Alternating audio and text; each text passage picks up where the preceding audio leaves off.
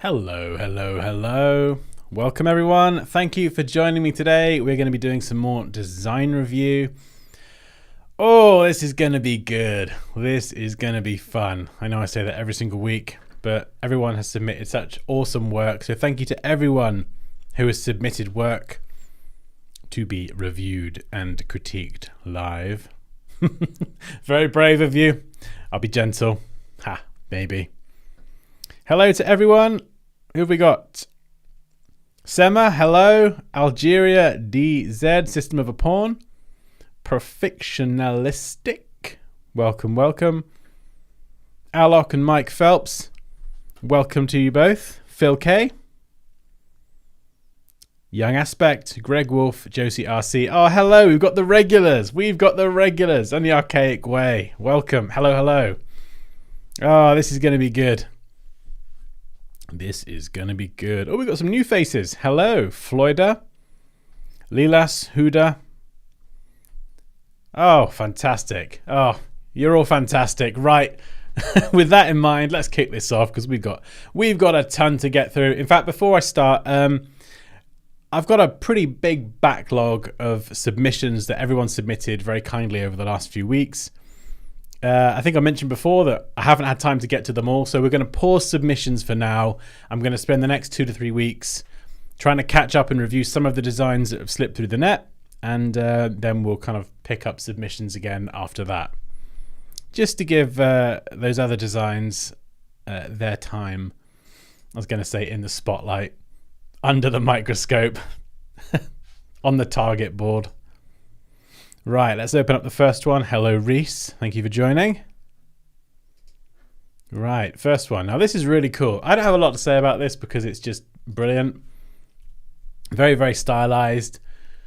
Nightmares Revisit. So these are photos, and this is like it looks like a really kind of chunky book that Cheyan Dadic, hopefully I pronounced that correctly, but probably not, has made. And I just love this. Stylistically, it's just, you can see it's all kind of hand-drawn. We've got the two colors, which kind of clearly divide different elements. Yeah, it's just really, really cool. Very kind of stylized, as you can see. And we've got chapter 1. And even the chapter 1 and this kind of text on the side just has this very kind of hand-drawn style. And these kind of side bits, they look like these containers are like pieces of paper with little kind of chunks taken out of them, and it's just yeah, really, really clever. And I think there's a few sort of pop-up bits here as well, so you know, not too much to say on that. I really wanted to kick off with that one because it just looks really, really cool. It's just yeah, a fantastic example of creativity, I think. And it's nice to see something physical as well. A lot of what I think many of us do, and what I do certainly, is all digital, looking at screens. So it's nice to see like a real world physical thing. Yeah, really, really cool. So thank you for submitting that one. Okay, right. I think there's quite a few logos today as well. Whew. Right, first up. What a cool concept, dope, aspiring work. Yeah, it's just one of those things you look at and it's like, yeah, I don't have a lot to say about that. It just is brilliant, really inspiring, like you say. Mitsubishi. Yes, it did look crazy cool. Okay, this also looks really cool. I love this. Right, what are we looking at? What does that say? Is that donuts? Donuts. I mean, this is sick. That is so cool. Let's zoom in on this a bit. Yeah, that is so cool, man. I'd love to know how you made that, if you are in the chat. Sayman. Ah, yes, you are. I'd love to know how you made this, man. This is really cool. I mean, if I had to guess, I'd say kind of, you know, you used brush tools and things, very kind of, you know, handcrafted, I guess you could say, on a computer. Maybe something like Photoshop. But yeah, it's just so cool. We've got the kind of lighting and the shadows. We've got some dolars back there.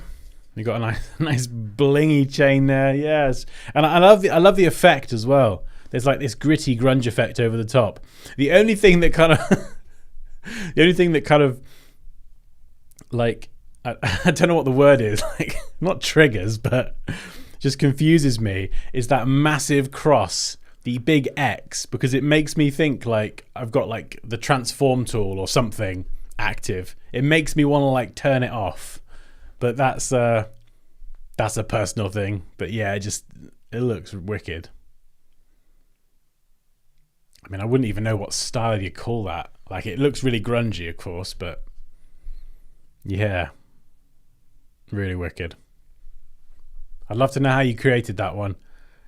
It's the kind of thing that it's so like artistic and chaotic and grungy, and I guess you could say sort of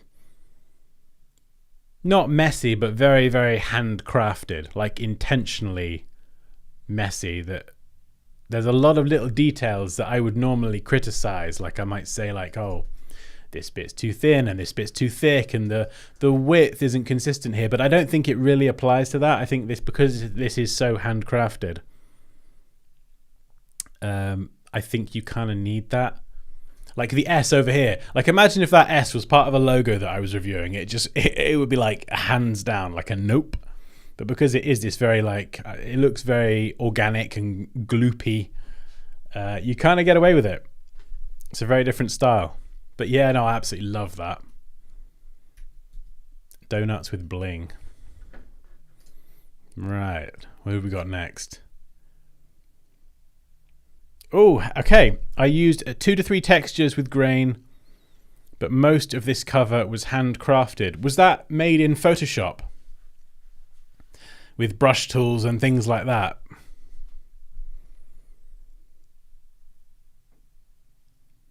Oh, I believe he shows the fold. Crease strap. Yeah. It looks like an old, unexplored funk record. Yeah, it looks so cool. Oh, it kind of makes me want to have a go at something like that. It's very different to what I normally do, which is always quite a lot of fun to try something different. Right, next up, Dear Designer. Okay. This one's an interesting one because it's kind of like a bit of a mind-bending optical illusion. Like, of course, you can see the D, but the perspectives feel... I think this is intentional, kind of like off, like it's kind of a bit of an illusion. Do you know what I mean? Let's make it a bit bigger.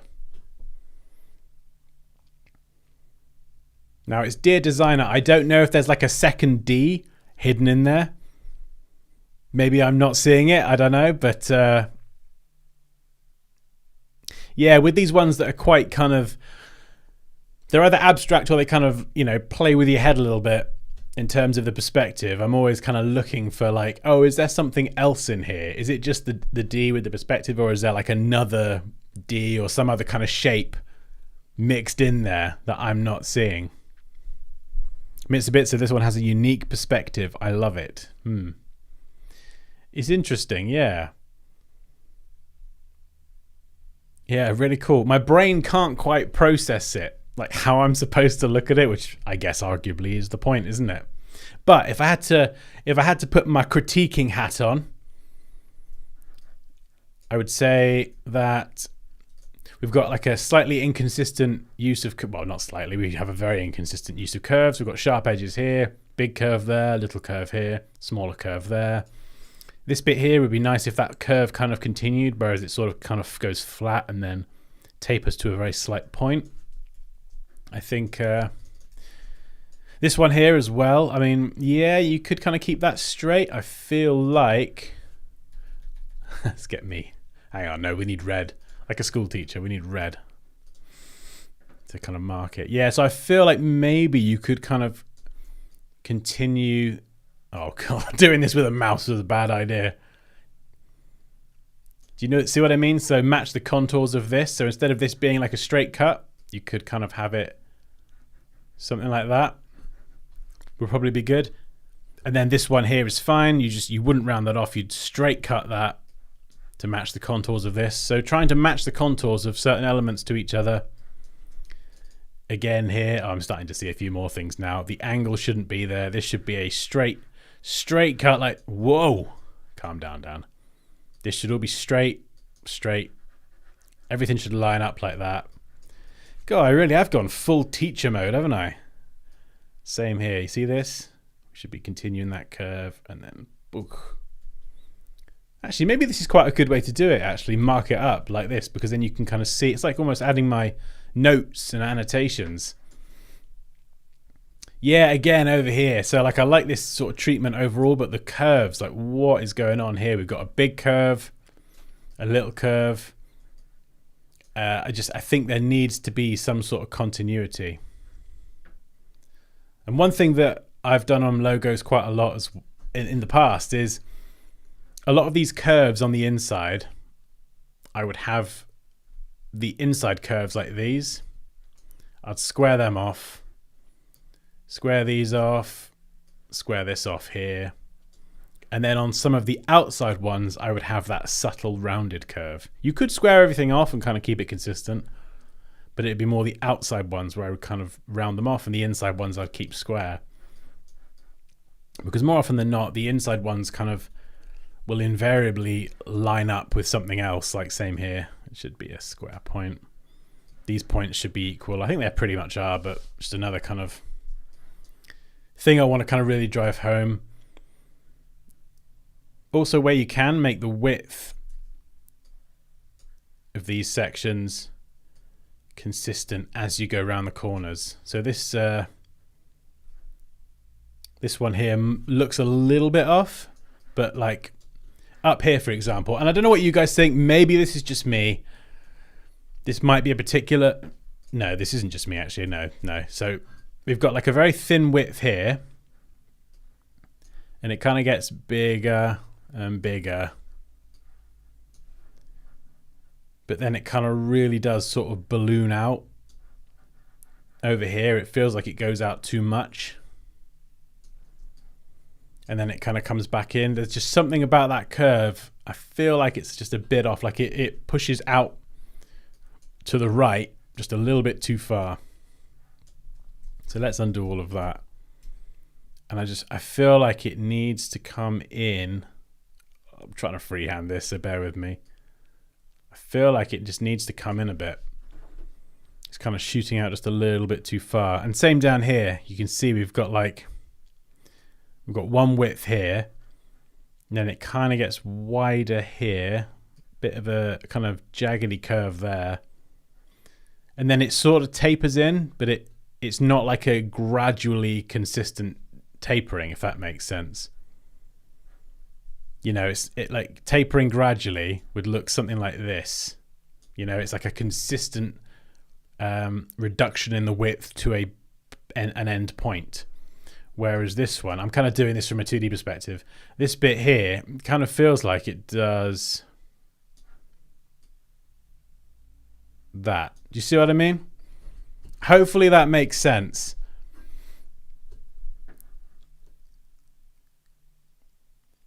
Yeah, so just a few little things that I'm starting to notice. But I think in principle, again, really, really good. It's just sort of tightening up those details and those curves, I think, for me. What do you guys think?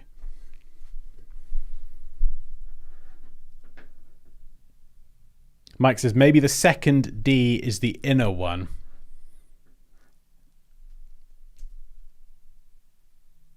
Yeah, oh yeah. Well, I mean, yeah, maybe here. Or I wasn't sure if this is... Oh, that was terrible. This is another D. Yeah, it's one of those ones that I can't actually see a definitively second D, but if I wanted to, I could probably find one, if that makes sense. I don't think it needs to be especially clever beyond the perspective thing. I just was like, is there more to this that I'm not seeing? This is a me thing, but I think if that edge on the inside of the D followed the curve, that edge on the inside of the D followed the curve. Yeah, is that kind of similar to what I was saying? I think the middle lines haven't been exposed.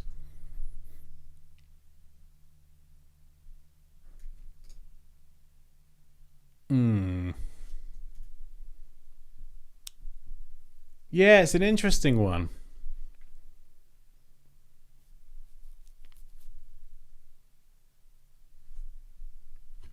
It should be on my Behance link on my YouTube. Oh, hang on, let me scroll the chat down. Perfectionist says, Dansky, you're in accuracy mode. Mate, I'm always in accuracy mode. It's like one of the things that I just kind of laser focus in on all the time. Popping in to say hi. Enjoy the stream, everyone. Hi, Quinton. Thanks for stopping by. Hopefully see you in a bit or in the next one.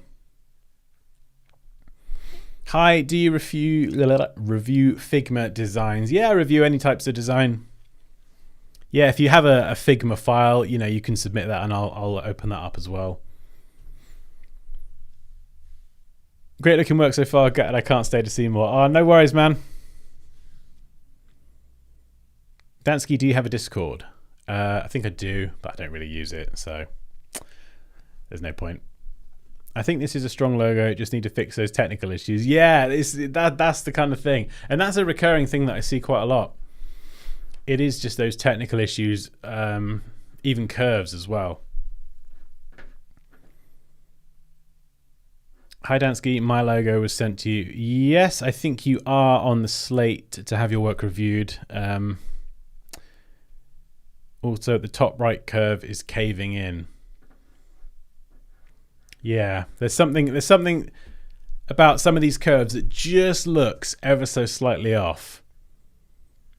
And I think generally, like, when you've got lots of lines in a logo like this, I think it's important to look at which lines are near each other and consider the relationship between them.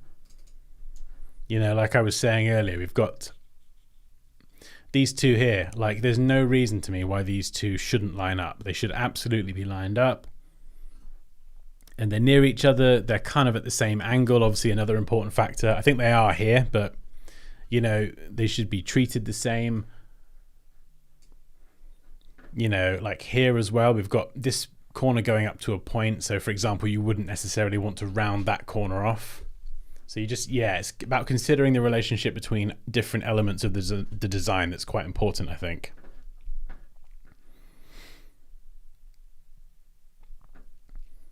Alok says, working with the bottom D will tighten up the design more. Yeah. So I think a lot of us, we're all kind of singing the same tune, aren't we? It's just sort of tightening up those technical issues and kind of getting some of those curves and lines a little bit more, I guess you could say, in line with each other. But yeah, otherwise, conceptually, really cool. Really, really cool. Boom. Right. Next up. A PDF. Ooh, what do I open this with? Let's go with Acrobat.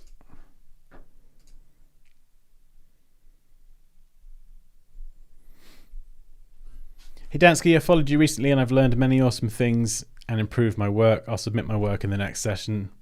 Yeah, we're going to pause submissions for a couple of weeks just so I can catch up with my backlog. But yeah, I'd love to see it, and that's so good to hear that your work's improving. It's a good feeling, isn't it? I always feel like my work's improving. Like if I go back and look at work I did 2 years ago, I'm kind of like, whoa, what was I smoking then? What was I thinking to make something like that? I think that's the thing with design. As long as you keep learning, you're always going to keep improving. That's probably why I'm obsessed with learning. Mark, a lot of times accuracy mode makes it easier on yourself. It does. It's one of those things. I think accuracy mode kind of needs to be engaged at the right point in the process. For me, sometimes I get a bit hung up on the accuracy too early in the process, where I should be kind of messy and inaccurate, coming up with concepts and ideas. You know, you don't need that.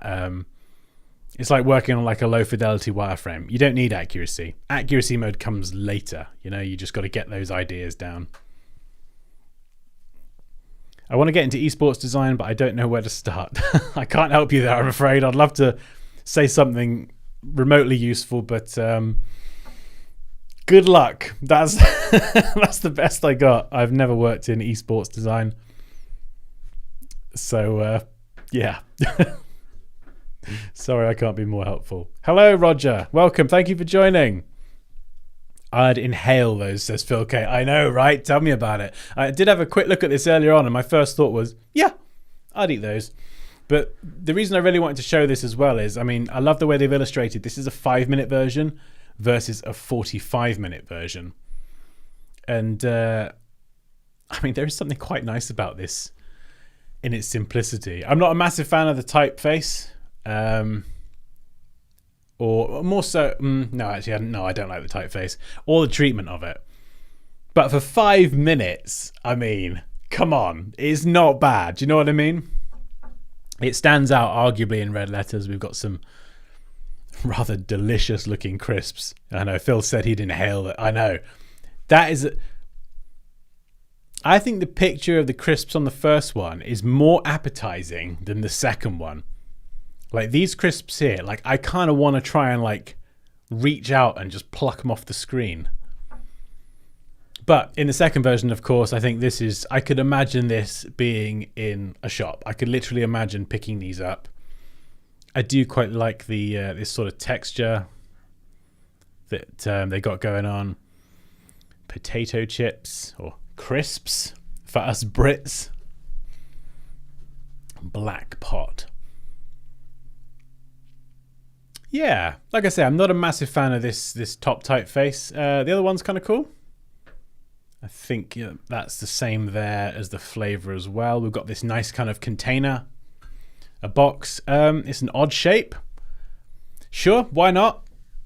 I don't do a lot of packaging design. Well, I just don't do any packaging design actually. But I do like eating crisps, so that does qualify me to review this. Yeah, I'm not as much of a fan of the crisps on the one on the right, actually. And there's like a sea salt and herb, which looks like a mint leaf. I feel like, do you know what I'd like to see? I'd like to see these crisps with some rosemary or something on them, like speckles. It's sea salt and herb. I want to see those herbs on the crisp. Even if that's not on the product itself, I want to see some... I want a rosemary herb brush, and so we can Photoshop on some nice grainy rosemary herbs. That'd be nice, wouldn't it? Maybe a bit of pepper as well. Oh, getting hungry now.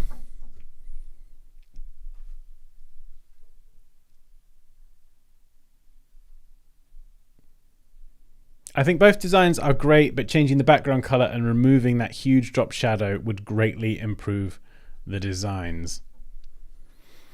Oh yeah, the shadow under the crisps. Ah, so when you say the background, Greg, changing the background color. Yeah, are you referring to because you've got this kind of gray with the grain, or you've got the green as well? Which color are you referring to? Yeah, I feel like there's something about the composition of the crisps or potato chips on the left where you could kind of do something really cool where you see you got this one up here. You could have that coming in front of the text. And so I'm always a big fan of trying to like incorporate the text with the product and kind of have some bits behind, some in front. Maybe this back one could be a bit blurred and out of focus, and so it puts the kind of focus on this crisp up here. And I think you can see more detail on this crisp as well, which makes it, to me at least, look a bit more appetizing. So I would kind of want to see like a blend of the two. I think maybe, yeah, actually looking at this again, I think, yeah, maybe Greg, I'm feeling like it's there's a bit too much going on with this one.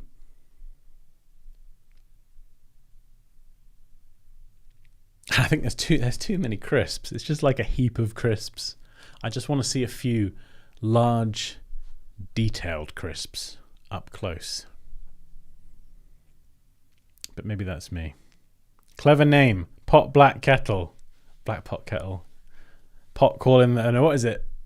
Pot calling the kettle black? I don't know. Is that like a British expression? I don't know if that would make Makes sense to anyone from the US.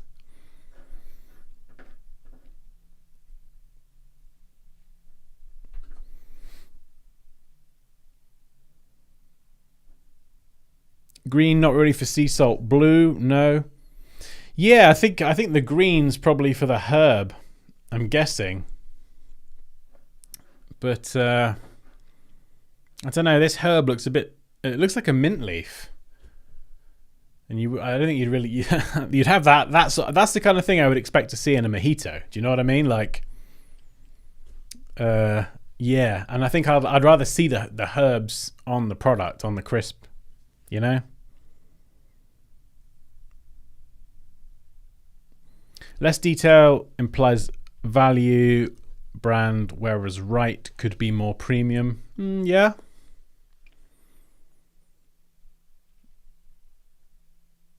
I mean, if I'm honest, it doesn't feel like a premium product. I'm really not feeling this font. I think this is the thing that actually is. This is my least favorite part of the design. Is the kettle chips font. I kind of don't mind this other one down the bottom. I think that's got some like sort of charm and personality, but this one here, we've got this K that is like super wide. The T's are practically touching. The L is like this squished little L. The kerning between all the letters is way off. The C is virtually an O.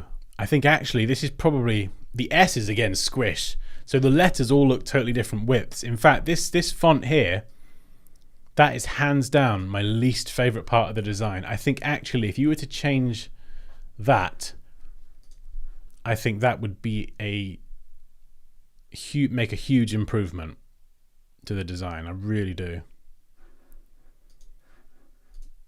Oh, what have I done? Also, there's a little bit of black missing in that corner there. So just the accuracy police are back. Just a little bit, just fill that bit of black in.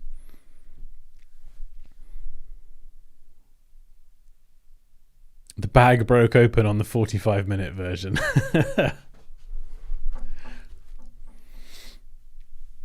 But even then, actually saying all of this, I know we've got a whole bunch of opinions and ideas floating around, but I think it's important to remember this is literally 45 minutes.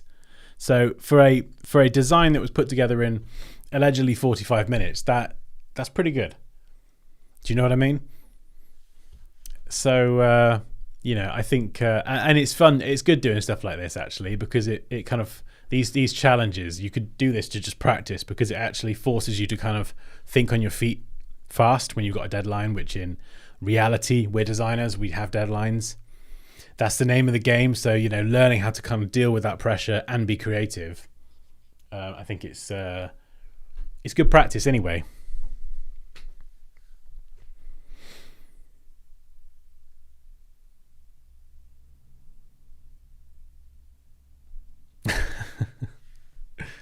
Who knows how much air comes in chip bags versus actual chips these days? Oh, I know. It feels like it's getting smaller. You get like a massive bag, you open it up, and you've got a few crisps at the bottom and a whole lot of air.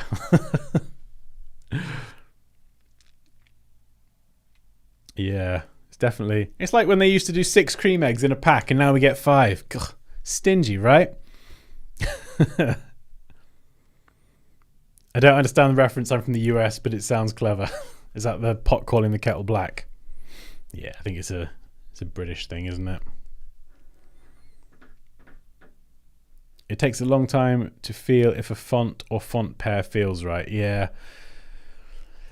Like it's the kind of thing I didn't actually mind too much at first, but the more I'm looking at it now, Greg, the more it's starting to really grate on me. Just that one aspect. So, yeah. That's something I'd like to see changed, personally. Alok says that's Bauhaus 93 font, I think. Oh, okay. Excellent. It's good to know that font so I can never, ever use it. Right. Next up.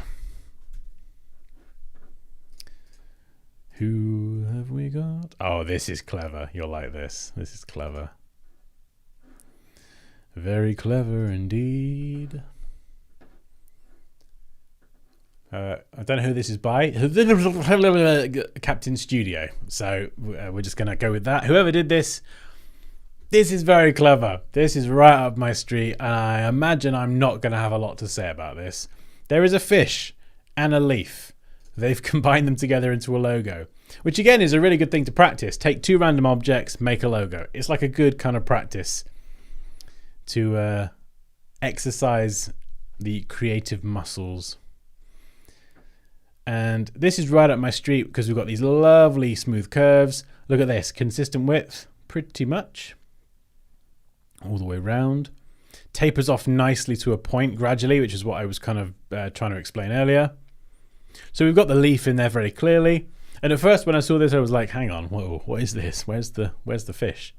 Well, the fish is there. And then we have the fishtail here. So clever. Really clever. I mean, at first it looks kind of, when I first looked at this, I was like, I thought I was looking at a bush and there were like two angry eyes kind of peering out. Like, can you see the face? Like, once you can see it, you got one eye there, you got one eye there, and this fella, he ain't happy. But if you ignore that and just focus on the fish and the leaves, yeah, super clever.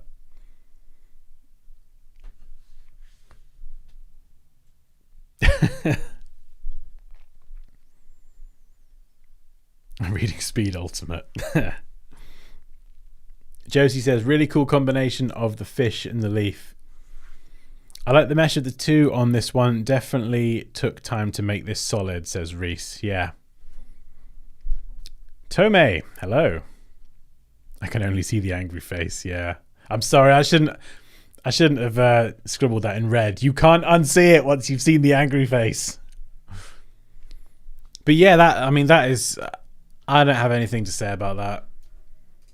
You know, and this is something that I think I've mentioned before as well, is that, you know, there's a lot of kind of golden ratio logo, this, that, and a way that you can immediately improve logo design is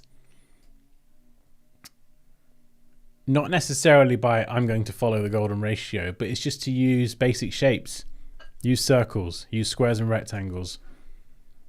If I just let's thicken this up a wee bit. Like, you can kind of see where these shapes have been used. And, you know, I personally try not to get too hung up on all the golden ratio stuff. I think it's very clever when it works. But equally, I think there's many, many logo designs that just use basic shapes to create better curves. You can see here. See, I'm using the same circle size. I'm fitting it to different elements. You see that? Boom. There. Maybe a bit bigger there. Can fit it down here. Maybe even on the tail. You see? So you just literally create a whole bunch of circles in Illustrator and then use the shape builder tool to kind of chop it up and combine it and whatever into a finished product. You don't get the pen tool out and start doing this manually, and that is how you achieve this kind of level of for want of a better word, perfection with the design, because it's just really, really well done. And something like this, because it's symmetrical as well, you've only got to get one half looking perfect, and then you can just kind of flip it over. But yeah, really cool design. I love that. Boom. On to the next one. For Dan. Perfectionalistic. Okay, you're up. You are in the firing line. Next in folded line. Okay. Oh, I don't have that font. Ooh, hang on a second.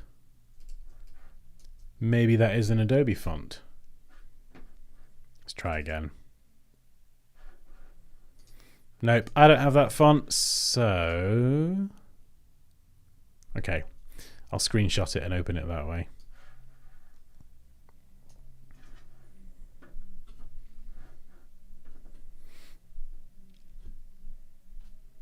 I need a logo. Can anyone help me for $45? No.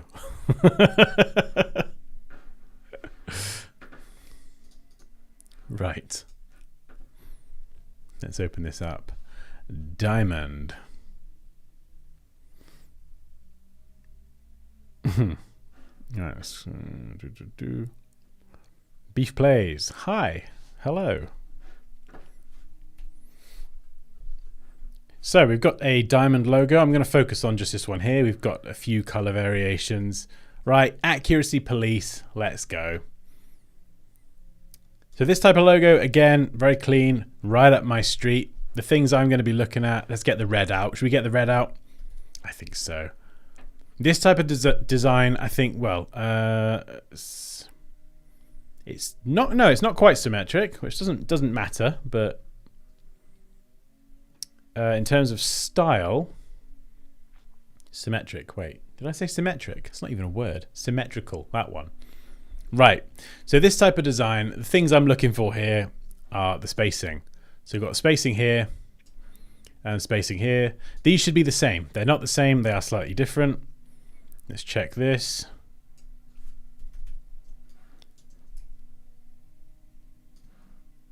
Yep, so that should line up, these two bits here. Because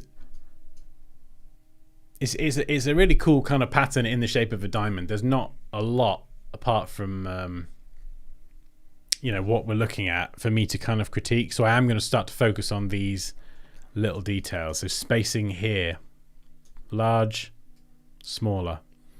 Can I do a diagonal line? Nope. Okay, fine. I will make my own diagonal. I'm guessing 45 degrees. Do they line up? No, they do not. So that, again, these elements, they should absolutely line up. They should all be the same width and thickness. And I think this is the kind of logo that would benefit from a like a grid, like a logo grid or something.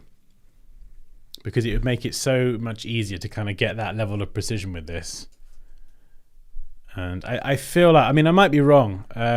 If you're still in the chat, like, how did you make this with Illustrator? Did you kind of use the pen tool or sort of freehand it, eyeball it, or? So again, a couple bits of spacing. Width here, width here. These are both different as well. Just looking at it by eye, this width and this width are slightly different as well. Literally a few pixels out, but got a larger width here, thinner width here.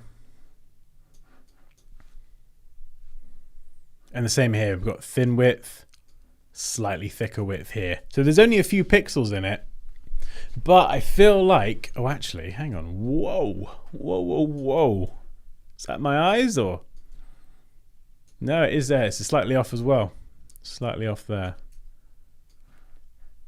Yeah, just a few pixels out, but my eyes are like beep, beep, beep, beep, beep. Something's going off in my brain saying it's slightly off. And I think the problem here is, I'm just going to assume this is the way that you've created this. I think, like I say, if you were to have like a grid and draw it using the pen tool, snapping to the grid, or using creating a grid and then or a whole bunch of creating a grid out of a bunch of lines and then using the shape builder tool to actually kind of just draw through and connect it up that way. But so by changing your process for how you created this logo and using some different tools, I think you would automatically achieve that higher level of precision. Whereas I'm going to assume that you've used a certain process and a certain way to create all of this, that like, for example, if you're using the pen tool and you're doing it by eye, you're basically asking to kind of have these inconsistencies. You know, it's going to happen. Even if I did it, if I, you know, I've been using the pen tool for years. If I were to try and pen tool this by eye, I'm going to get a lot of inconsistencies and problems. Whereas if I use some kind of grid and did that sort of legwork up front, you'd end up with something flawless. It is your logo, yes. This is your moment in the spotlight. I like the mark, but the text is tough, says Reese. Yes, I agree with you. I'm getting to that as well. I do not like the text. There is definitely a synergy between the text and the logo, but it's actually quite hard to read. The O and the D are very similar, and I think it's just a bit too much. Like, don't get me wrong, it looks cool. You could definitely turn that into like a different type of logo on its own. Forget the actual diamond up here. That could be a logo in a cool font on its own. In fact, I think actually if you took these and refined the D and the O, made them a bit more different, increase the spacing between all those letters and just have that on its own, I think it would look quite cool. It would stand on its own 2 feet as something different. Or maybe it's the birth of a font. I don't know. But I feel like here, if you were to let's just do it. Let's try and think of a font. Nice. Sans serif font. Oh, I'm just going to use Satoshi. I love this font.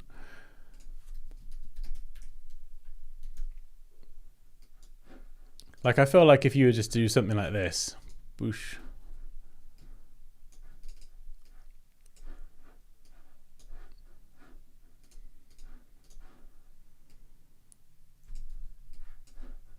Maybe we'll grab that darker color. Do you know, I feel like that in terms of a logo, that is a lot more effective, I think, as a practical solution for a logo. And I think that's sometimes the thing, isn't it, with us designers, us creatives, is it's kind of balancing something that's creative with practicality and fulfilling a brief. And I think this definitely is far more creative, but actually I don't think it's as appropriate as something like that. And then you could kind of shrink the logo down, have the text alongside. It would work for a website. Do you see what I'm saying?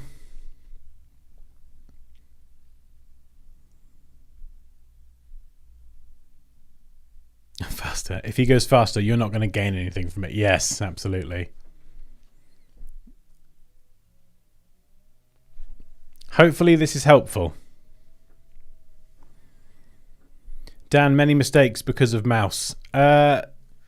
I think it's probably the process. Like I use a mouse for probably, I think, 95% of my design work. The trick is setting up a grid, a logo grid. And if you're at 45 degrees, look, I'll try and show you what I mean. Give me a second. I'll try and show you, and I'll try and make this little segment as useful as possible. Okay. Whip into Illustrator. La la la, 1,000 by 1,000. I mean, there's a bazillion different ways to do this, and I'm just going to do this really quickly and inaccurately, but it'll hopefully kind of try and illustrate what I'm saying. So we've got a grid here. Let's flip this 45 degrees. Now this might not work. It depends how you kind of want the design. Obviously the spacing here is slightly different, so I may do this a bit different. So we'll select all of the lines, grab the shape builder tool, and I'm not counting any of this, so you know the spacing is probably going to be off. But you see what I'm saying? It's not the mouse, it's the process. Now I'm going to have a bit of trouble here kind of going horizontally. That ain't going to work. So let's do a few. And then what have we got? Go up here. I mean, this will give you a headache because I'm trying to see what the heck I'm doing. Whoa. That is weird on the eyes. Right, what do we got? Let's just color up what I've got so far. Yeah, so I probably should have made it a bit bigger and a bit longer, but hopefully this kind of illustrates what I was saying. With this kind of logo, I wouldn't even try and do this manually or rely on the mouse. I would literally just do something like this. It's kind of like pixel art, isn't it? Yeah, I should have gone a bit longer and I could have come back on that, but it's fine. We'll just do this and see where we end up. So, right. Grid. Let's get rid of you. In fact, magic wand tool, select the grid, boom, gone. Now I've got my smart guides turned on in Illustrator, so I can literally just draw this here. There we go. Obviously go in and fix any alignment issues like this. Obviously I'm just doing this very quickly, so it's going to be what it's going to be. Obviously that you got a width issue there as well. So the technique isn't perfect. You'll need to go and kind of squish this down and maybe get rid of these ones. And then go and measure these. Obviously measure these points. Make sure everything is straight and lines up. What am I set to snap to? Yeah, snap to point. So, you know, do all the work lining all that up. Now down here we can extend this point down. Don't do it like this. Go into outline mode because it will show you. Oh, my smart guides. I haven't got my smart guides on. What an idiot. Oh, no wonder we've got so many problems. Okay, that probably would have gone a lot better with them on. But in outline mode, you can see I can extend this. So I can perfectly extend this and maintain that angle as well. God, why did I turn my smart guides off? What a fool. So boom, we've got that there. We want to have a straight cut up here as well. So let's just trim that end off there. And let's pretend this design is perfect and finished up. Just going to duplicate it over. Snap it together. And then that's the kind of general broad technique that you would use to kind of get something like that looking perfect. So hopefully that's helpful. But yeah, create the grid, rotate it.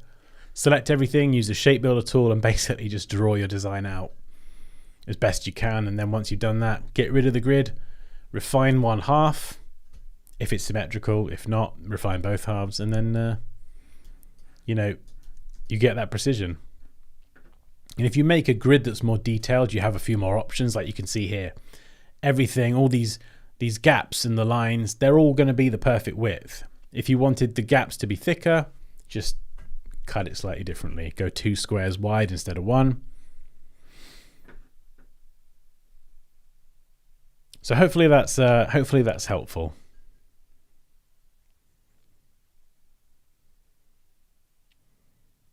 Hi Dan, I have a question. If you get time during today's reviews, how do you change the bounding box of type so that it sits flush with the edge of the letters like it does in shapes? That is a good question.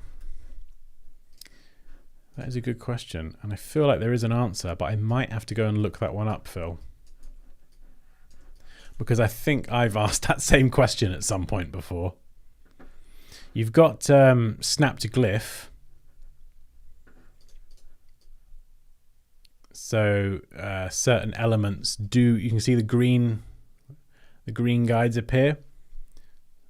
So certain glyphs and symbols and letters, whatever, will line up to each other. They're kind of slightly different to smart guides, more typography based.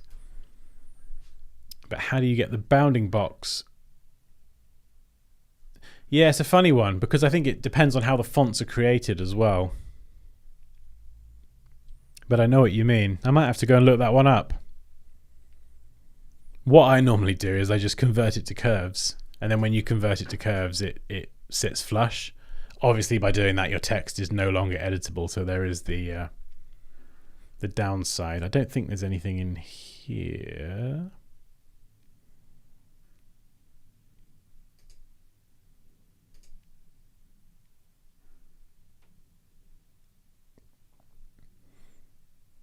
Yeah, so this is the snap to glyph. with the green guide. So it does make it a lot easier to kind of snap things to the specific shapes of characters.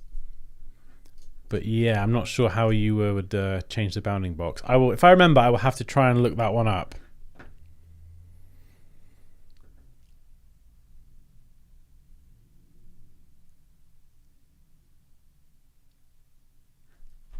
Anyway, thank you very much, Perfectionalistic, for that logo, and hopefully that was all helpful. But yeah, really, really cool concept. Just the technical execution just needs kind of tightening up a little bit, and then maybe reconsider that font to something a wee bit more practical. Cool, right. Now it's like the head of a viper. Yeah.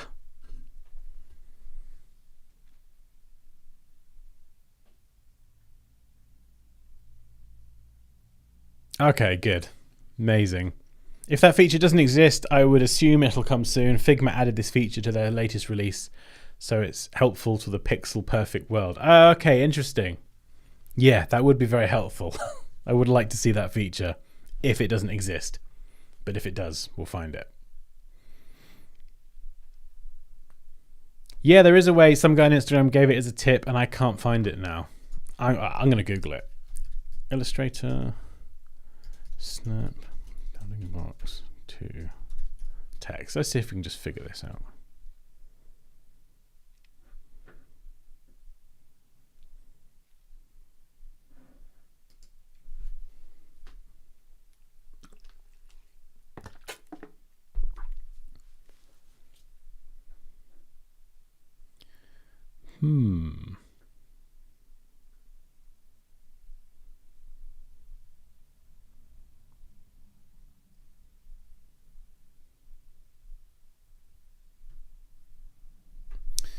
Yeah, so looking it up,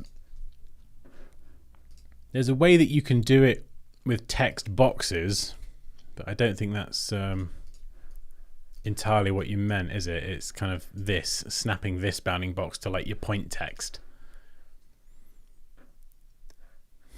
Yeah,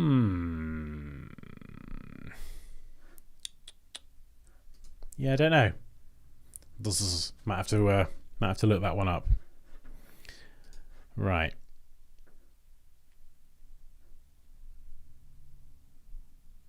Hey, don't forget that by making small mistakes, things will get better as experience increases, and most importantly, we should be open to every criticism and comment. Oh yeah, for sure.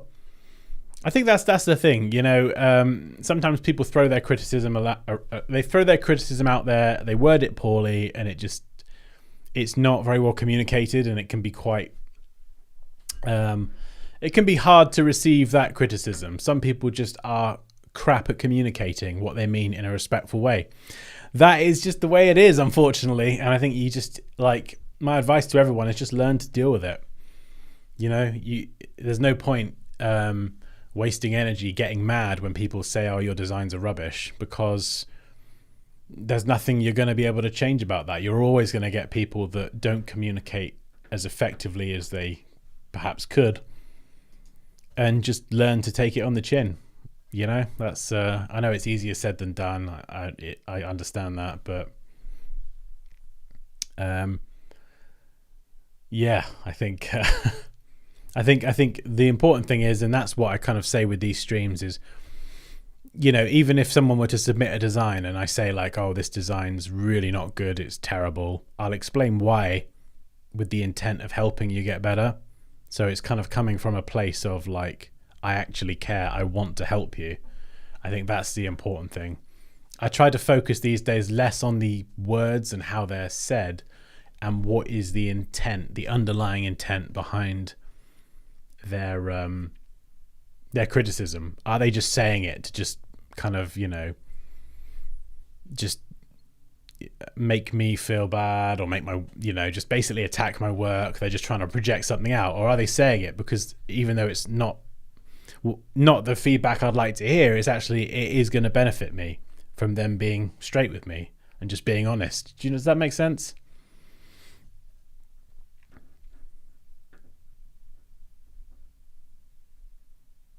I think it would be perfect if the broadcasts last 3 to 4 hours. My God, no.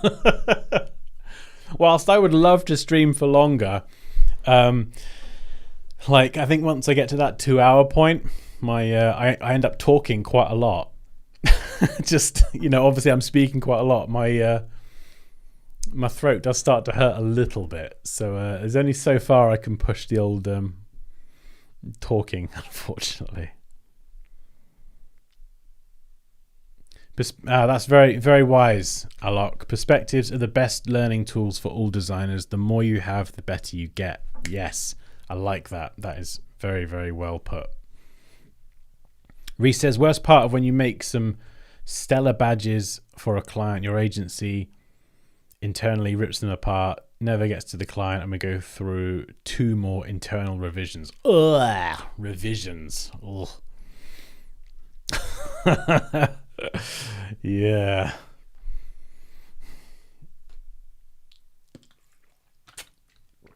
Yeah, it is frustrating. 5 to 6 hours. No way. Jog on. I have a life too. I've got 2 kids at home. I mean, I can't just ignore them. I mean, I do try sometimes, but they've reached that age where they've started squabbling a lot. Brothers will be brothers. So anyway, right. Kids aside. Next design. Harmonia by Philip Kirkwood. Right. We got Philly K again. And this reminds me of the cassette illustration you did before.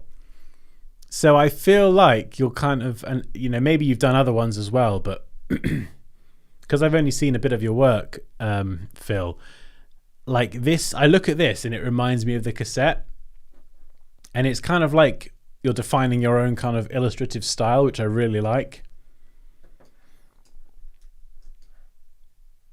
Yeah, this is so cool. Yeah, I love that. The decking as well. This is so good. I don't know if you have these in the US, but we call this a barge here in the UK. It's a big long boat that floats down rivers. I haven't been on one of these for a while. So how did you create this, Phil? Is this something that did you have a photo that you used as a reference and you kind of did it based off that, or you kind of drew the points over it, kind of like almost like a trace, and then added the texture and stuff? Like, how did you create this? Because it looks really cool.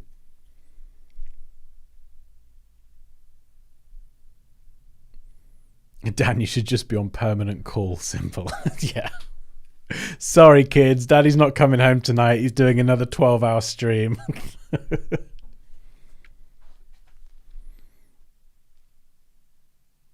Okay, so this is not finished, and I'd like some help on what to put into the background. Took me 3 days. Well, it looks excellent, if that's any consolation for the time you put into it. I'd like some help on what to put into the background. Okay.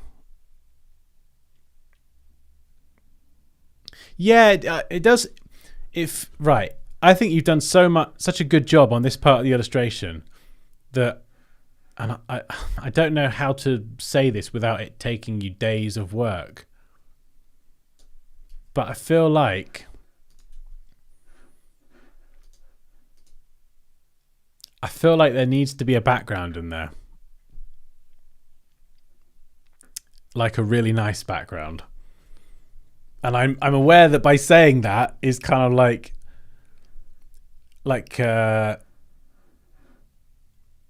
it would be nice to see some vector countryside.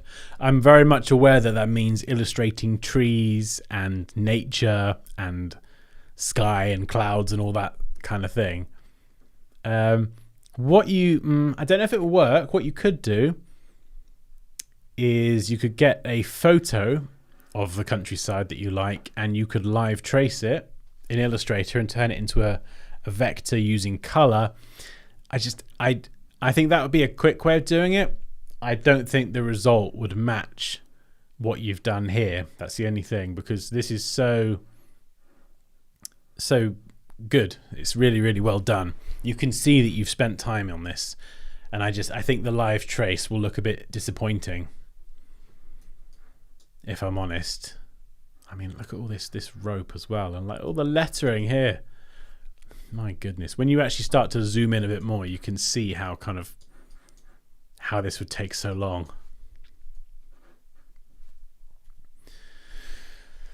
But yeah, I think it does need a background, and my natural inclination would be to say some sort of countryside or a river, because at the moment it's just sort of a barge with no water.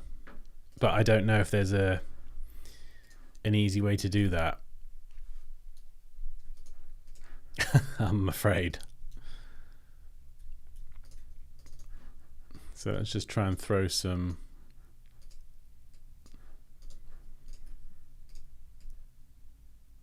in. Obviously the perspective is going to be awful.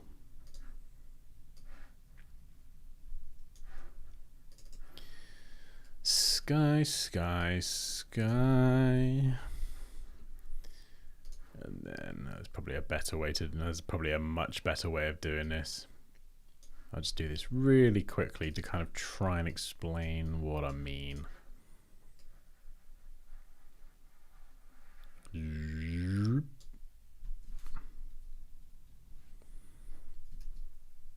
then maybe you could have some rolling hills in the background.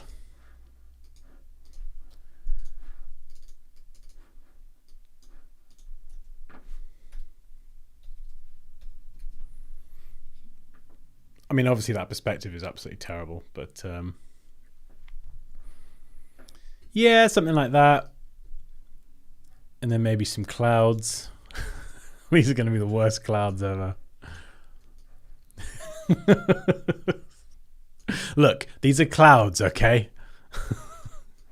I don't care what anyone says. These are definitely clouds. Oh, goodness me, Dan. Yeah, so something like this. This is kind of, obviously the perspective is just totally wonky there. I've designed it all flat and the barge is at an angle. But if you had a reference photo or something of a countryside image that you liked, I feel like something like that could look quite cool.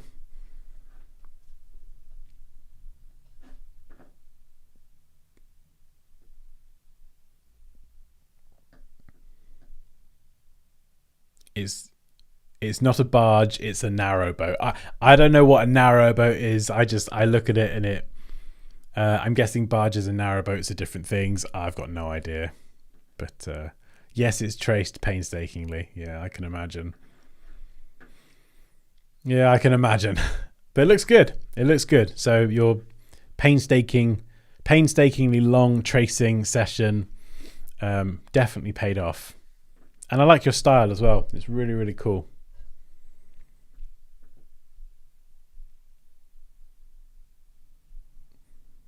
Reese says, working on getting my personal stuff going so I can charge correctly. Absolutely. Creative freedom. I think it's a train at first. It's definitely not a train. Generative fill, says Tome. Yeah, that's yeah, you could try that. You could definitely try that. That might work.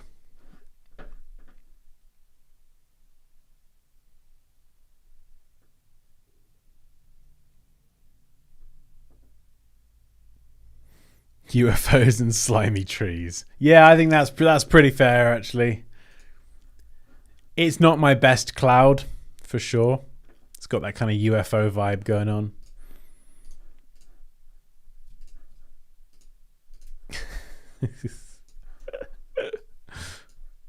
There we go. Let's make it silver. I don't know what I'm doing anymore. There we go. That's exactly what it needs in the background. Generative fill and a UFO. So a few clouds, UFO. There we go. Right, I'm going to move on. Hopefully that was helpful though.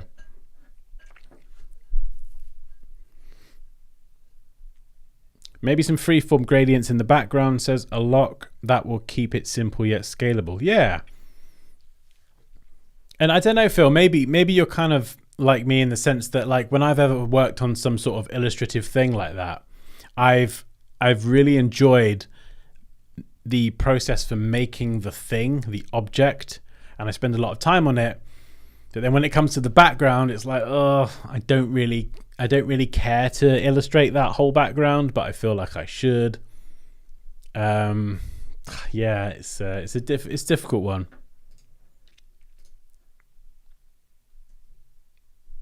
Okay, next up, another logo.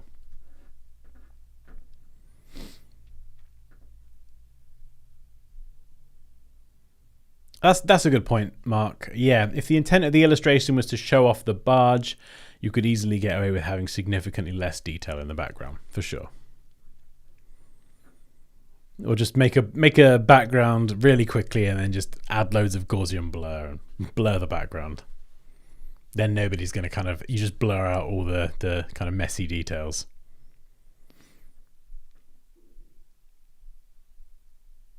Yeah, maybe mix up the format. Or you could, I don't know, just another idea, you could have the barge as the illustration and then replace that decking with a photograph and then have a photograph for the background as well, like using stock images. So everything's realistic apart from the barge that is illustrated. That might look kind of cool as well. Like it would look like an intentional mix of realism and illustration.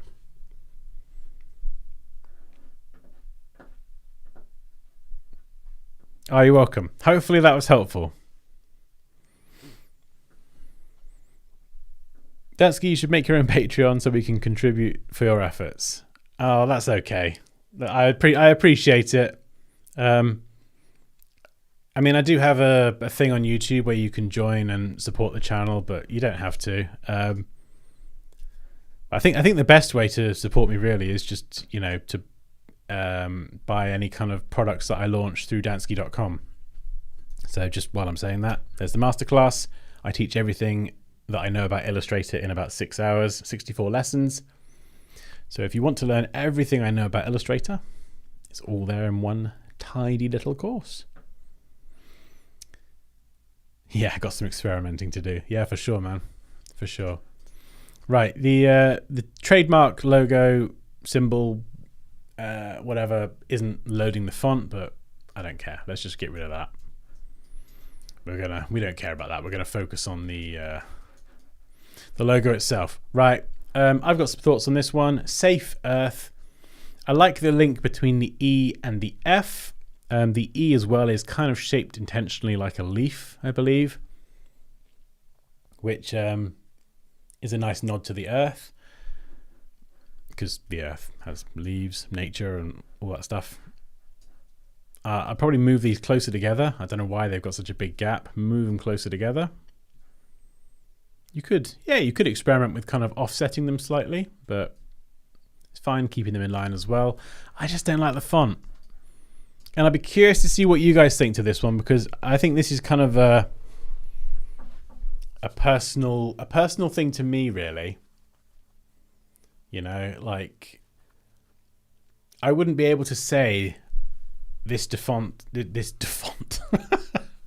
I wouldn't be able to say this font is definitively good or bad, but I can tell you 100% that it's not my style. I don't like the font personally, and that's based on my own kind of font preferences, I guess you could say.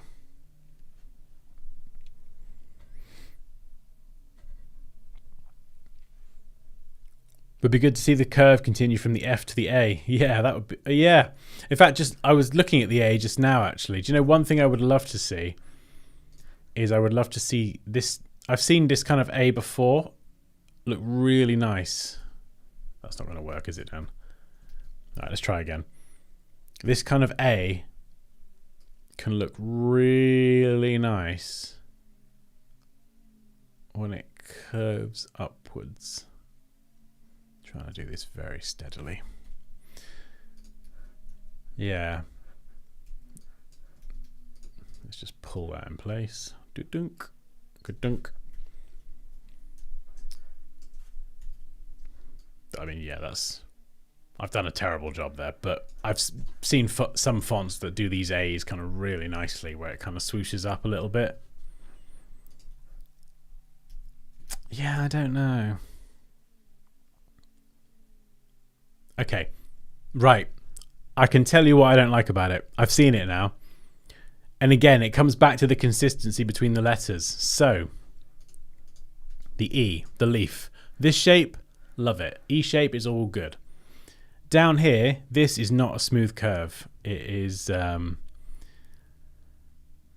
it looks like it's been free-handed, which might be intentional, which is fine. But just to contrast that, this part of the A, this is a nice smooth curve. This one here isn't. And it goes up, and it kind of goes vertical a bit too much and is wider at the top. I'd probably bring that in a pinch like this. But I think it extends too far up anyway. And this is all kind of one similar width. The width isn't actually consistent, which, you know, I've said before I don't like anyway. If it's virtually consistent, like it looks almost the same, it should be the same for sure. If you're intentionally going for something that tapers off, that's fine as long as it looks intentional. Whereas if it's almost the same width but not quite, it looks like a mistake. So that's fine. That's one letter. Then we've got the A. Same treatment all the way around, but then we've got part of the A tapering off to a thinner point. Then we've got the R. We've got big, thick, chunky, and then again it tapers off. We've got the T. There is no tapering whatsoever. And then the H, we go back to having that tapered off part of the letter. And there are typography related reasons why a lot of fonts kind of do taper off to a thinner point here. And typographically, I couldn't tell you why, but there are reasons why that is correct. That's not really my experience, but what I am noticing is the inconsistency. S, no tapering. A, we've got those tapered points. F, no tapering again. So the letters to me, they look inconsistent. That's what I think I was picking up when I first looked at this. I'm looking at it going, yeah, I see what they've done here, and there's something just ain't sitting right with me. And it's that inconsistency between the letters, which I think one logo did earlier on.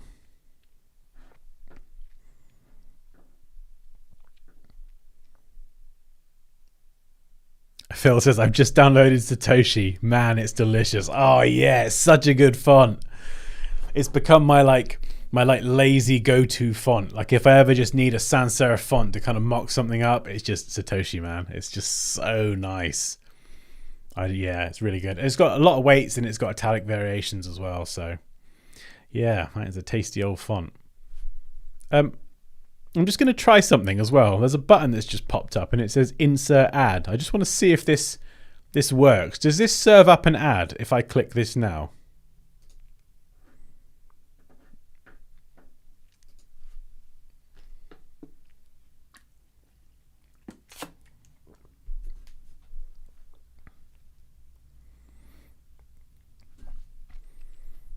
Okay, yeah. Everyone got an ad. I mean, I thought it probably would, but I had to try it out. Dumb ads. Yeah, don't worry. I'm not going to click it again. Just keep inserting ads. I know ads are annoying, but then they do support what people like me do. So it's a necessary evil, I guess you could say.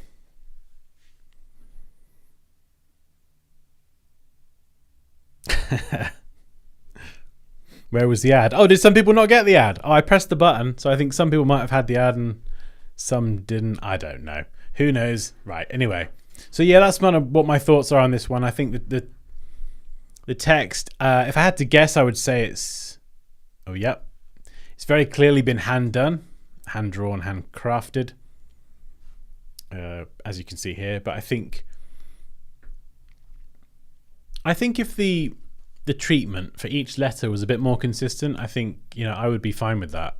Even though it's not my sort of preferred style, I could respect the consistency between the letters. But at the moment, it's just kind of like there's just something a bit off.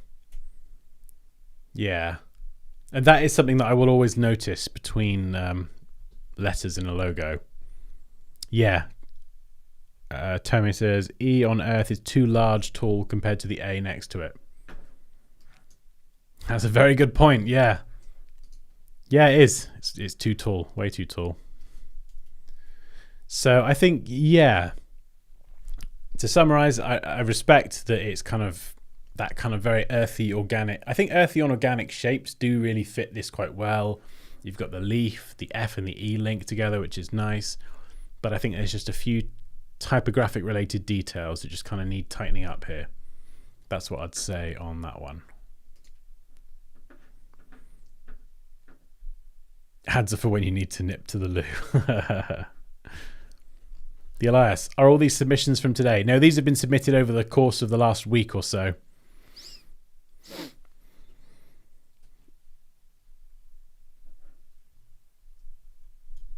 Right. Let's do a few more. Solar eclipse.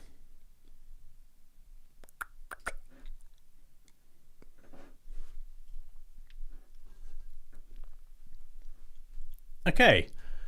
Right. This is an interesting one.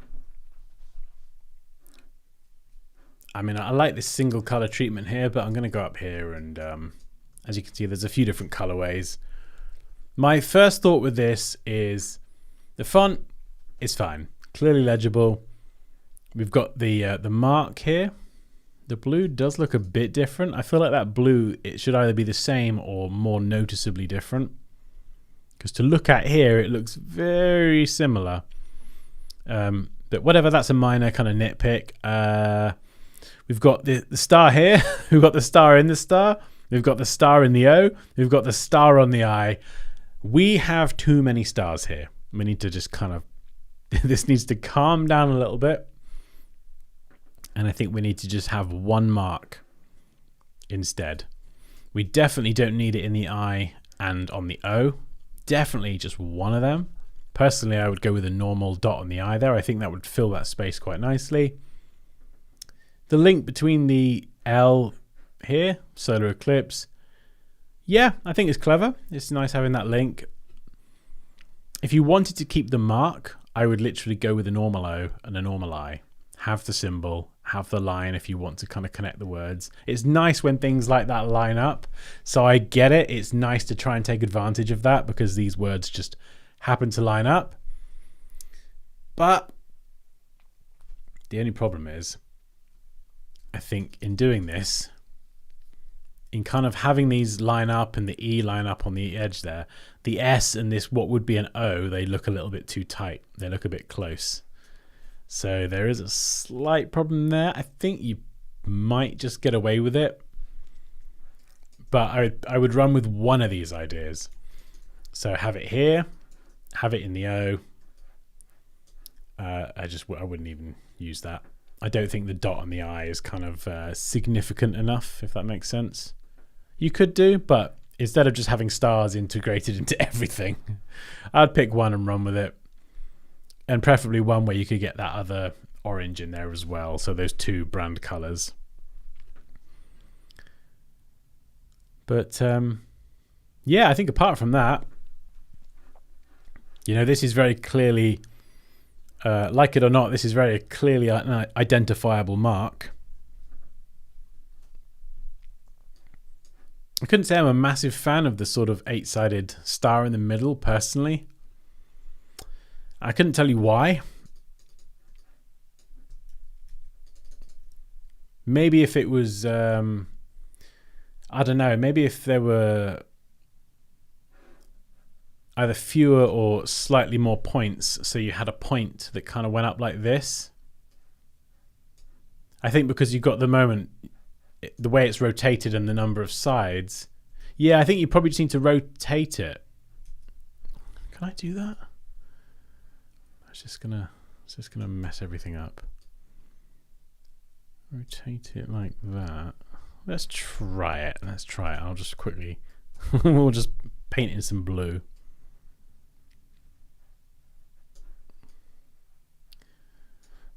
go. Tra-la-la.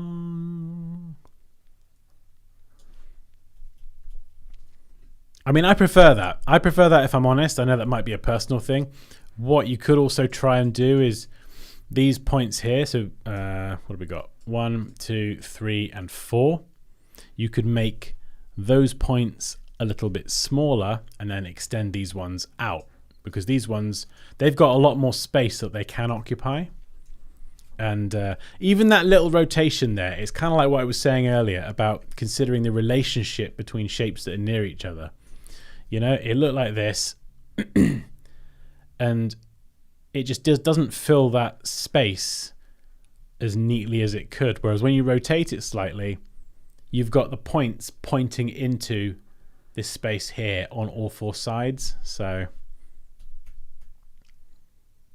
but again, you know, we've got rounded corners and then we've got jagged, sharp shapes here. So I don't know. I can't help but wonder if a circle in there would just be cleaner. Do you know what I mean? But anyway, that's a nitpick.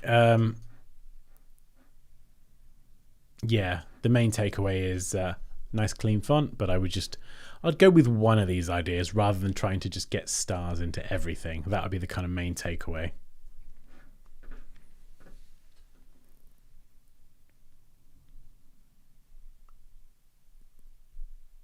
Gil says, love the orange and blue combination. Orange and blue, yeah, that is a color combination that can work very nicely. Also, you can kind of transition into purple and orange, or kind of purple and then more of a yellow color. Phil says, interesting, why does one sparkle have more points than the other? That's a very good question.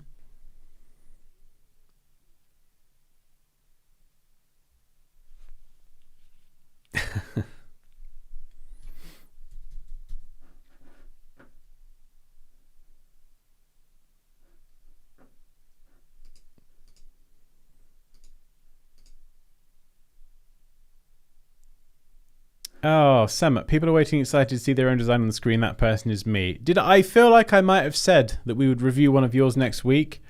Sema, what? I saw that you submitted a bunch of designs, but what are they called? What's the file names? Like, what's the company name? What are they? Because I can't see your name on them, but I think I might have said that we'd review one of yours. So if you just let me know, and I'll whip it up. Alok says another 4-pointed star with a 45-degree rotation could work. Yeah, maybe a star within a star, something like that.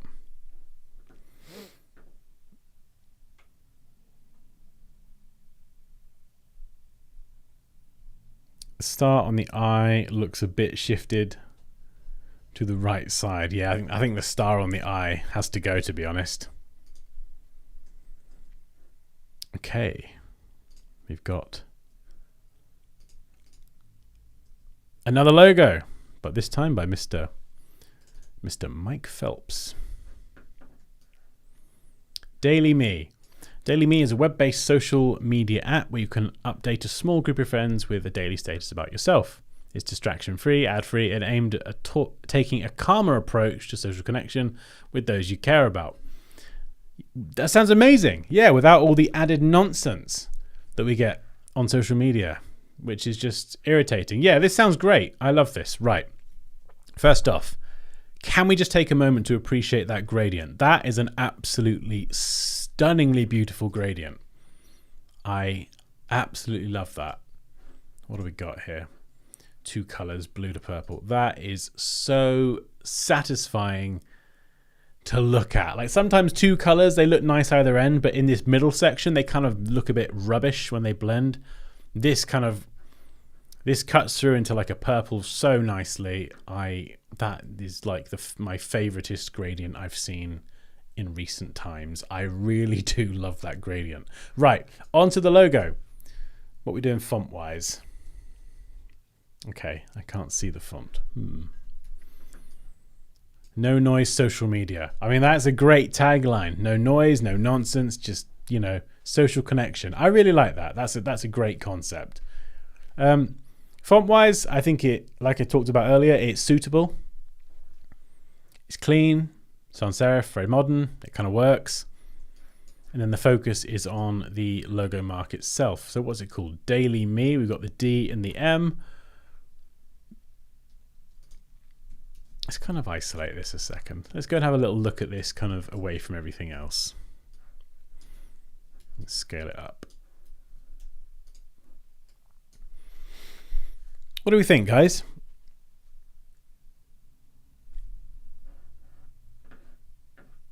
Phil says, nice colors and easy to read. Job done. Mike says, this was serif font, but drew a custom M from the monogram for consistency. Oh, okay. I was going to say, I love the M. I really do love the M.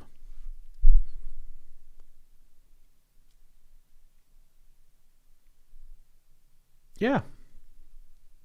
I like it. I'm just sort of staring at it, trying to kind of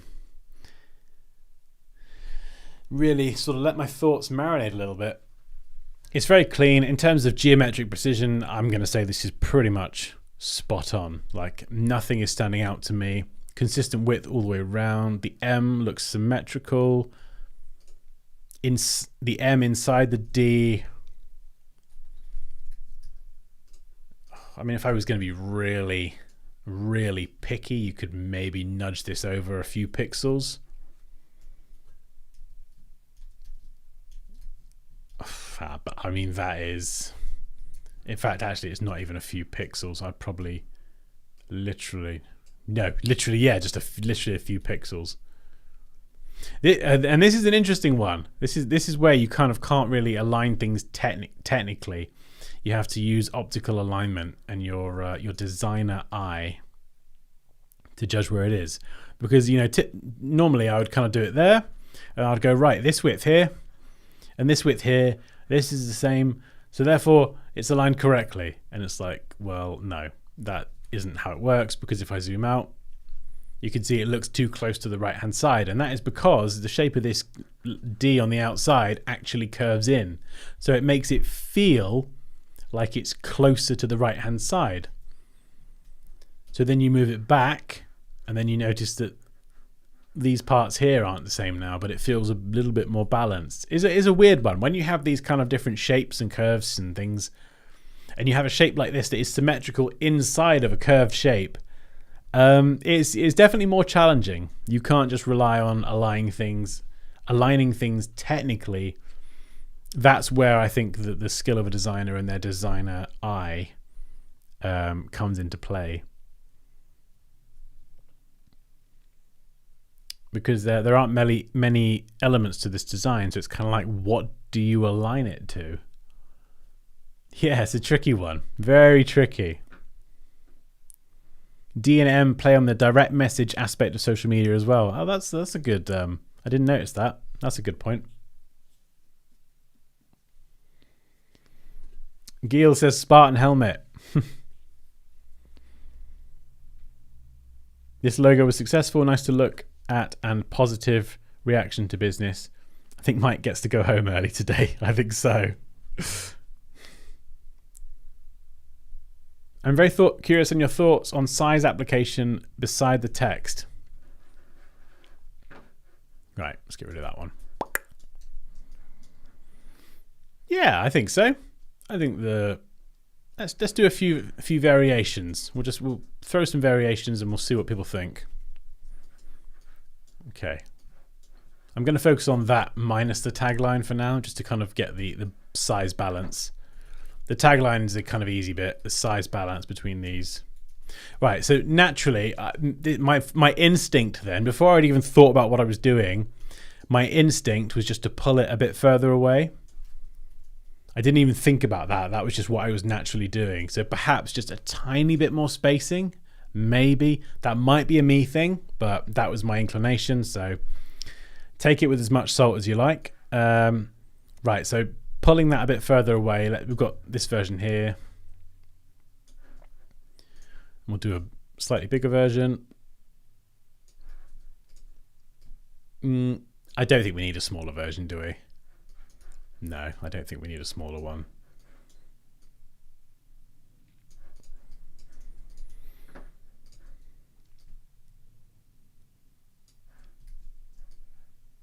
Yeah. So what do you think? Top or bottom? I think I know which one I would go for, size-wise, and kind of getting that balance correct. But before I say which one I prefer, what do you guys think?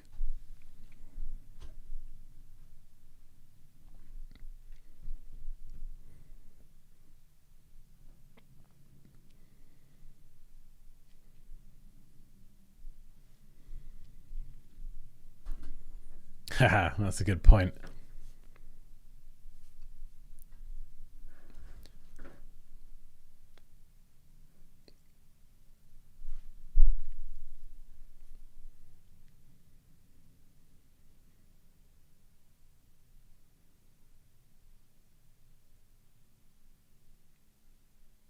Phil B says, way over analyzing. They both work, to be honest. Arguably, yeah, you could say they work, but I think a lot of times the devil is in the detail. I know we're looking at this kind of out of context, so ideally you'd have this kind of on a device in front of you, so you could actually see the real, true to life size of the logo, the text, the mark, everything. Yeah, I would say slightly bigger personally. Oh, we've got a mix of top and bottom. Okay.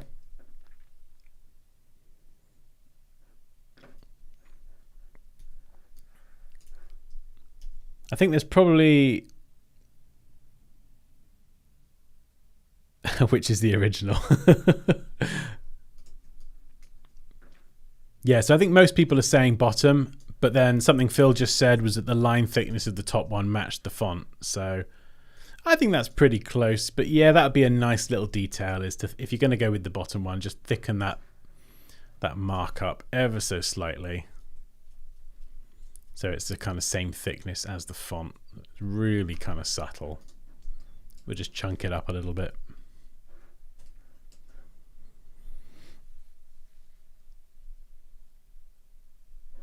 Let's just check the alignment as well. Oops.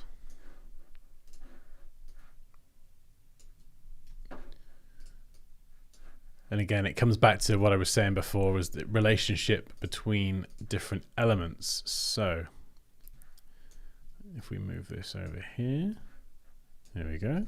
And we'll go to the bottom of the D, and we'll drag another one over. I can now use these as kind of guides because I've got a D. The logo is, the outer shape is a giant D. The first letter you come into contact with is a D. And so generally when I'm kind of lining these up between logos, you got to respect that first letter and the size and shape of it. If it was a lowercase d, we would handle this slightly differently. But because it's very clearly an uppercase D, and I've clearly got a distinctive shape here, if I move this over, you can see it's a little bit too high. So if I bring that down,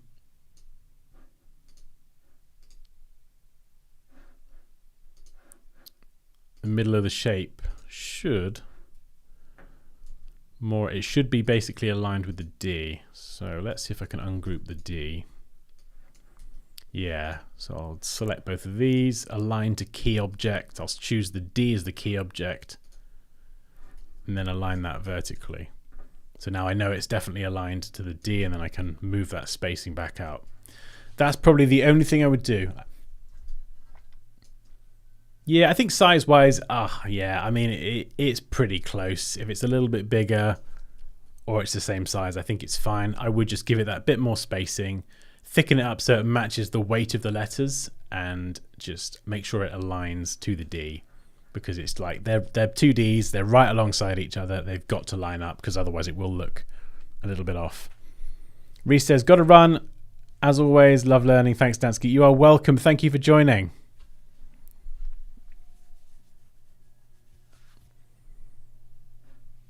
We're not taking submissions at the moment because I've got too many to work through, but we'll reopen submissions in like, I don't know, 2 to 3 weeks.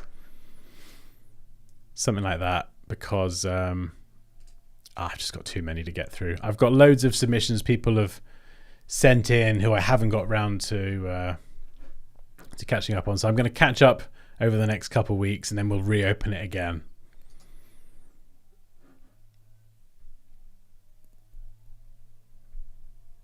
Oh, that's very kind of you, Josie. Thank you. I try and be as helpful as I can. I try and be as honest as I can, and as helpful as I can.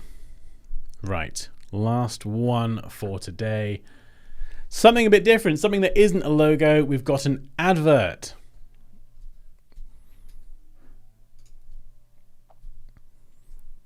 Also, thanks, Mike, for that submission. Hopefully that was helpful. Right, we've got an advert for Nike, however you say it. I'm not entirely sure what this is for. We've got these color swatches on the left, which kind of makes me think it's some sort of UI graphic. Like you'd click on these and it would change, but I don't know. It could also work as a poster, I guess. I mean, you've got the sizes here as well. I don't know why you'd have that on a poster, so I'm guessing it's quite possibly a UI or maybe a tablet in store or something where customers can browse through shoes. That's probably my best guess. It kind of looks like it could be an iPad size. So I'm gonna assume that's what it is. Even though part of it feels like it's designed like a poster. Do you know what I mean? Like you've got the kind of it. Yeah, it's an odd mix because it's branded as well. And so it's kind of branded like an advert, but the content of the graphic is the kind of thing you might find on an iPad in store, and you pick your size, pick your color, and they'll tell you if it's in stock. So I'm not entirely sure what it is, but I'm gonna comment on what I see. So there's lots of different elements in different corners. We've got the Nike logo here. We've got Air 270 up here, which is the name of the product. So you can see that logo here as well. Contact info in the bottom left. And we've got at Khaled in the bottom right, which I'm guessing is the name of the person who designed this. This is a weird one. I love that because everything's neatly organized. It's got its place. I do love that. However, it's pulling my eye to the corners of the design, which we don't want. We want to focus on the product. Or if I'm focusing on the product, all of this kind of stuff around the edge just gets completely ignored. So, okay, what would I do about this? Well, first of all, I get rid of the logo up here. We've got this front and center. We don't need a duplicate of the logo up there. Let's get the old color out. Let's do some scribbling. So that logo, get rid. Doesn't need to be there. The watermark in the background, these kind of horseshoe patterns, make them more subtle. Reduce the opacity. At the moment, they're just a bit too pronounced and they're a little bit of a distraction. It will allow this kind of font and the product to stand out more. If the Nike logo has to be on there, so be it. Pop it on there. I'd probably put that. That's not good. That's not a good tick. There we go. Nike. I'd probably put that down the bottom with the contact info. I'm guessing you got your name on here as a watermark that this is your work, but in reality, this wouldn't be on an actual end product. So let's get rid of that. So we've moved the logo. Actually, let's sample the red. Actually, maybe I can do this slightly better. There we go.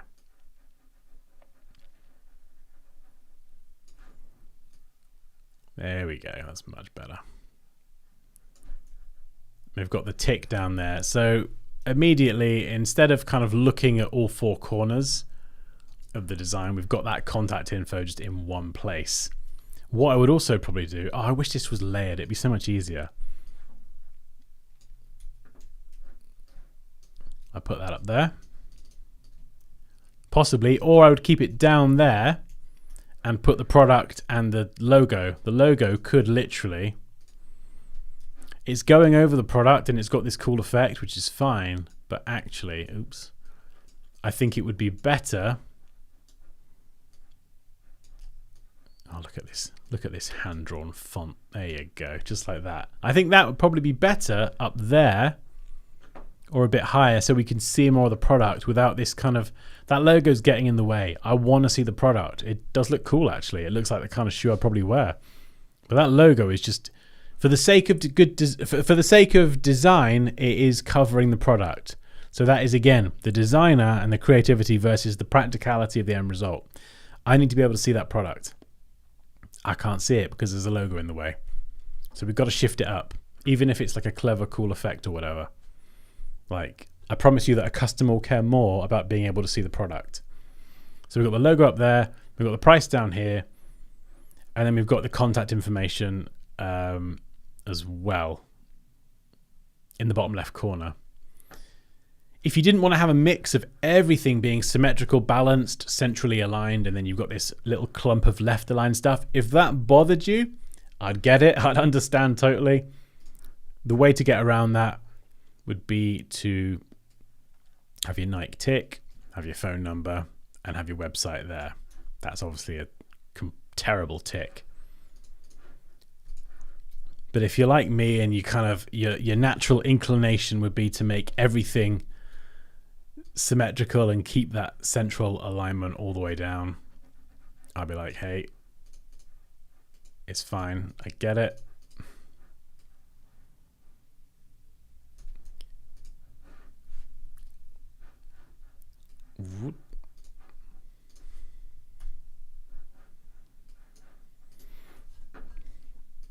And that way we've just it kind of the whole thing, we maintain that balance throughout.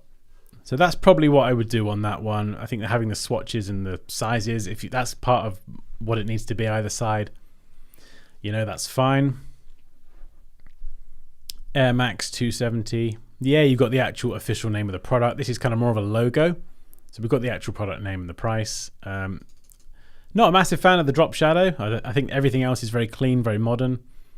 I don't think we need like a really subtle, hard drop shadow and a softer one. I don't think you need that personally. I'd get rid of it. It just kind of clashes with everything. If you wanted to really do something different, I would just change the $160 price. I'd make it bigger and make it black if you wanted it to stand out. And I think it would stand out because you'd have made the watermark a little bit more subtle here. But generally, yeah, really, really good design. It's just kind of rejigging. I think it's rejigging those main elements. So kind of instead of having all the different little bits and pieces in each corner, which balance-wise, I like, practicality-wise, and in terms of good design, hierarchy, all that stuff, it's not going to work.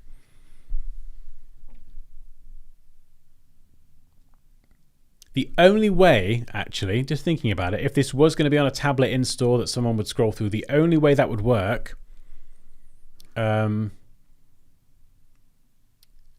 would be if someone was scrolling through different products and you needed to have the logos on there. If the company was like, look, we've got to have our logos on there for legal reasons, blah, blah, blah, blah, or something like that, then sticking them all in the corners so they're technically there, but they're not interrupting any of the design, that would probably be the best thing to do.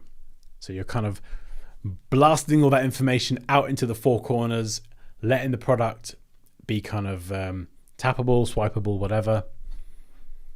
That would be like a use for it where you could have that information on there, but it wouldn't get in the way of the design. But I don't have any context for this, so I'm just kind of like making assumptions really on how it was going to be used. Khaled, I forgot to send the PSD. Sorry about that. No, that's all right. Don't worry about it. Hopefully you don't mind me drawing and scribbling over your work. Hopefully that's helpful anyway.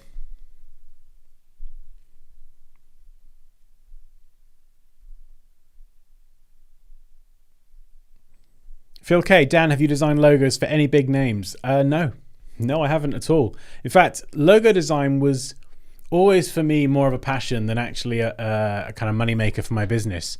What I was predominantly known for earlier in my career was graphic design work, posters, business cards, stationery. I did some work on magazines, brochures, anything that was like 2D design. And I did do logos. I did quite a lot of logos within that. But they were never what I was really known for. It was a lot more common that I would get graphic design work than anything to do with branding and logos. That's the kind of thing that I've only really kept up over the years because I actually enjoy it. I like the challenge of trying to distill an entire brand down into a really simplified and clever mark. That's what I enjoy about logo design, which is why I guess my style is quite clean and simple. I like it being less to kind of be more, if that makes sense. And then the second half of my career was predominantly doing web and which then transitioned into UI design. So actually a large part of my background was graphic design and then UI design.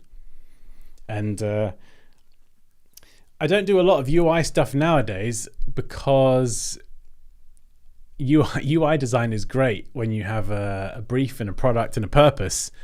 And a lot of what I create now is either for teaching or it's fun for me. It's just something I do for fun. So kind of more illustrative stuff and the Photoshop stuff, that's kind of more like art, you know?